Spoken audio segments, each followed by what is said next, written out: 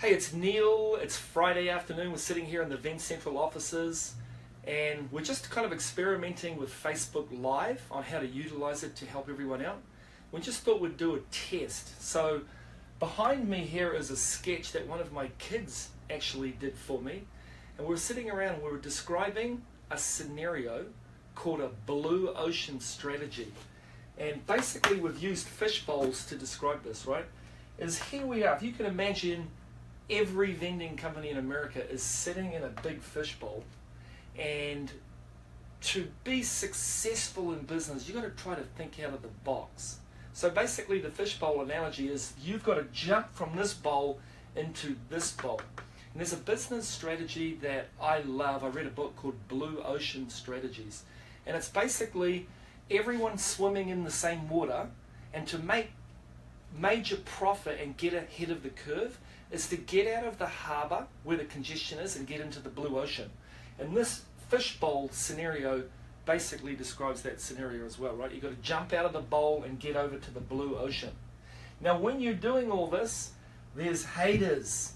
There's basically things that make it really risky to do this. But if you can, and in this example we've got the cat. The cat's a hater and he's just sitting here waiting for those fish to jump to grab them. So it's super risky to think outside of the box sometimes, but if you can attempt it and jump and make it, there's huge profits. And a good example of this happening is a good friend of mine, Jake O'Sullivan from O'Sullivan Vending in San Jose.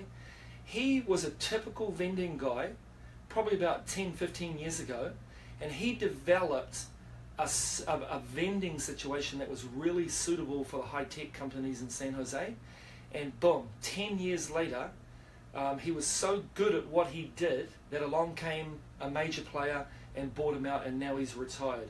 And that was just one example of a guy who just thought outside of the box, took the plunge, and made it. Now, like we said, there's always a hater. For me, in my business, I feel my hater or something that's going to stop me is the legal system.